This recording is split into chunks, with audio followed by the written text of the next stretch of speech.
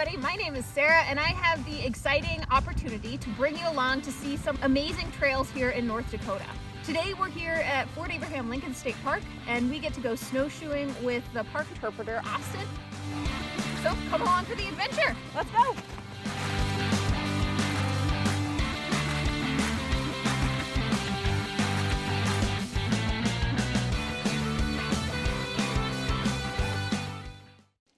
Wow, there really is an incredible view up here, isn't there? Absolutely. You can get a good view of the Missouri River Valley here, and if you kind of look down where all those big cottonwoods are, you can kind of make out the line of where the Heart River actually joins the Missouri down here. Yeah, for sure. That's awesome. This is quite the view. Yeah, you can see all the way over there to the Capitol and... Yep, Bismarck, Mandan right over there behind us. Yeah. Lewis and Clark would have come up this way, right? Because they follow the Missouri? Yeah, absolutely. So they would have come by here first in 1804 going north. Now the Mandan had abandoned this village at the time, but they actually wrote in their journals that they remembered seeing the ruins of this village. And then on their return trip in 1806 going south, they had camped somewhere on the east bank of the Missouri. And I think I'm right in saying the Missouri wouldn't have looked like this at the time, right? No, it would have looked quite different, both in the Mandan's time and then later during the military occupation here. And that's just kind of due to the river itself. It's we call it the Big Muddy. A lot of that sediment creates these different sandbars in the river that can sometimes form these islands. Sometimes those sandbars can actually join the mainland, and sometimes they just get washed away. So the actual positioning of the river changed a lot over time. If you kind of look across the village and you come all the way up to the modern day Park Road, that's kind of where the edge of the village would have been historically.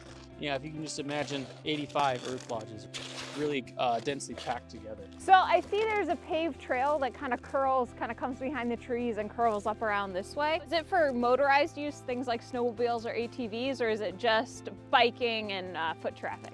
Yeah, it's just gonna be biking and foot traffic, but you can go horseback riding out here, as well as fat tire mountain biking.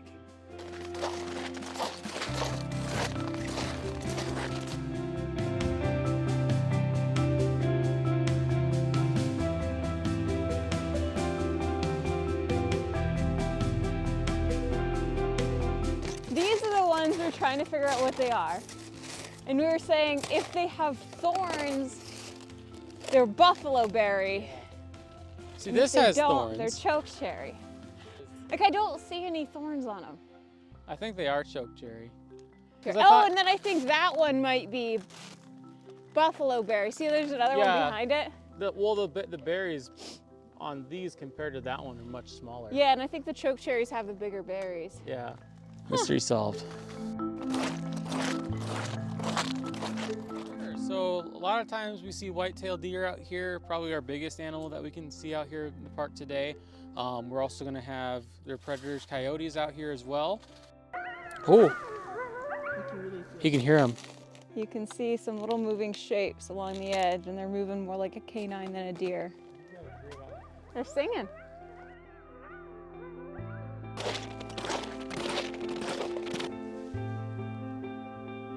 I don't see them now. I saw at least 3 earlier trotting along.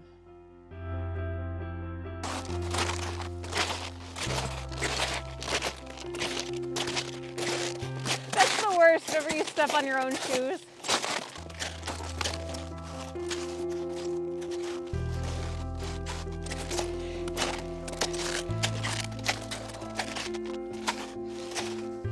Whew, this looks like a good spot to take a break. It's kind of tricky with snowshoes though. They tend to get in the way. But this is also a really cool spot to point out some of the plant life. Across this whole hillside here, you can see a lot of cactus species called yucca, which you can easily identify with all these different spines. If you kind of look over here, some of this yucca have like these really tall stems. So that's left over from the spring summer period where they will actually kind of grow their own flower, and then it forms this seed pod, and then eventually those pods break open and then the wind kind of scatters yucca seeds across. And then if you kind of take even closer look further down at the ground, kind of like right here, you can actually see what a kind of traditional cactus looks like. So these are called prickly pear cactus. Okay. The reason it's called prickly pear is because during the spring and summer, they will actually form a fruit called a prickly pear. And then different animal life will actually kind of go and eat that. And then in doing so, they'll ingest its seeds. And then that's how the prickly pear kind of gets its seeds spread out. I've definitely accidentally put my hand in a big thing of prickly pear before, and then it takes forever to get all the spines out because you can't see them. Absolutely, you want to be It's a pretty whole careful. So I know at the beginning we talked about how this trail system is called the Scouts Trail System, and we were specifically on Little Soldier and Young Hawk. As far as the national recreation part of things go, we were designated National Recreation Trail in part because of our historical significance and also because of the fantastic recreational opportunities here. Yeah, there's definitely a lot to do and a lot to see in this park for sure. Absolutely. We're on the Young Hawk Trail and we keep seeing these posts all over the place.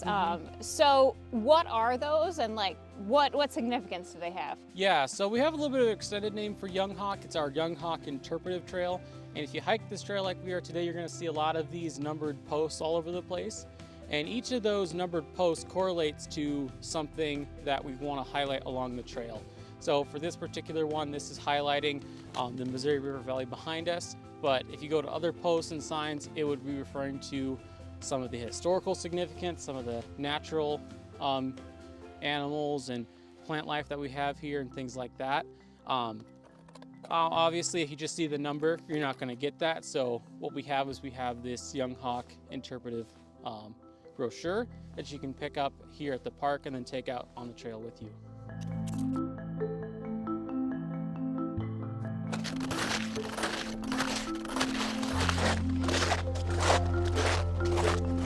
Oh God.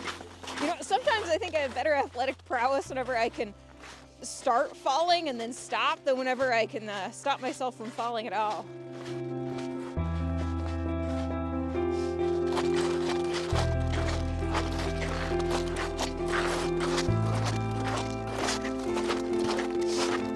Well, thanks for having us out today. It was really great to be able to hike around, have you tell us about everything on this trail. Yeah, it was my pleasure.